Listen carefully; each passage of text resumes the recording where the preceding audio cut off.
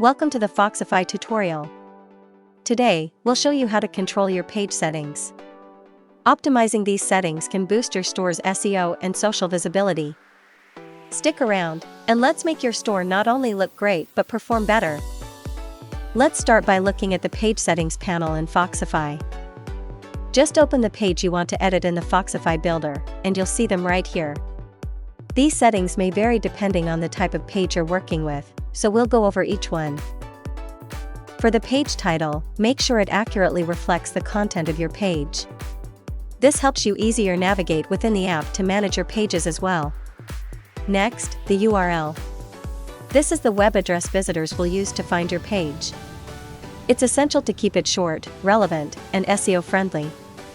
Remember, a good URL helps with ranking and makes it easier for customers to remember.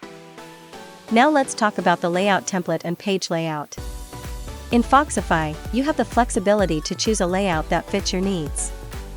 For example, if you're designing a landing page, you might want a blank layout without a header and footer. Now, onto SEO and social sharing settings, which are crucial for boosting your online visibility. For landing pages, you can easily add an SEO title, meta description, and social sharing image directly in the Foxify. These help improve your page's search engine ranking and ensure your page looks great when shared on social media. For the homepage, these settings are done in Shopify Preferences.